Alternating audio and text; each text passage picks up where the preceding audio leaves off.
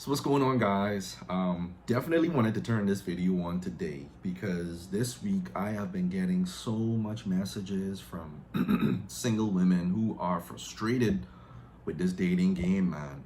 They're frustrated with early stage relationships. They're frustrated with flaky guys, and they're asking me, is there anything that they can do about this, right? And here's the thing. I get that there's no one piece of advice that can completely fit all. But I think that there is something women everywhere need to know. The best place of positioning for you before you start dating is to get to a place where you don't need a man first. Okay? You shouldn't be dating because you need a man. You shouldn't be dating because you're lonely. You should be dating because you made the healthy choice to start dating. Okay? What happens is when we need something, right? People kind of get the impression from us that they're searching, that we're searching, right? It's like when you ask a question, the question also implies that you don't know something. And when you don't know something, there is room for you to be manipulated if you're not aware. Okay? This is just the way of life. This is how things go. So what happens a lot of times is women get to the place with men where they see one or two characteristics that they like. Whether he's charming, whether he's Christian, whether he's got his head on his shoulders, whatever it may be for you, right? And because it's been so long since you found something like this, you're excited now because you're saying to yourself, I finally found someone who may be worth it. But there's a problem. You don't know if he's lying. You don't know if he's presenting something to you that's not true. You're also aware of this, and so you try to give him more time. But see, we're not living in the 1950s anymore. We're not living in the 1990s anymore. This isn't even the early thousands. People have learned how to manipulate us in the same way we have learned to grow and develop and to become more aware of our own mental and emotional health, right? So you can't just trust time anymore as being a good checker for anything.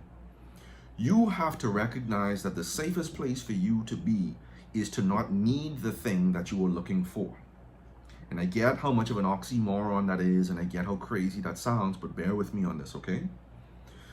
When you are out there in the market looking for something, right? The salespeople can pick up on that with ease, right? You're asking questions like you don't know what's going on and you just want help. I just want to find the thing that works.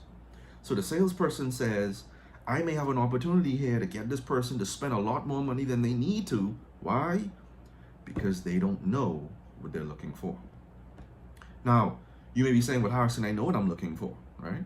I'm looking for a solid guy. I'm looking for a stable man. I'm looking for a guy who's interested in marriage, who's ready to settle down. Cool. But men also realize that women are looking for those things, and men are also learning how to pretend like that's what they want too. See, women, you got to get to the point when you see certain things, you need to be able to leave that situation without feeling like you're going to be losing out on something. But see, the fact of the matter is, most women don't know how to leave those situations because they feel like if they do, the guilt is going to crush them, that their family members are going to tell them that they're missing out on a great thing. But see, the truth is, you got to get to a place in your life where you are able to make yourself happy, where you are able to make yourself secure, where you can meet your own needs to a particular degree. And then and only then should you be considering moving into this dating arena.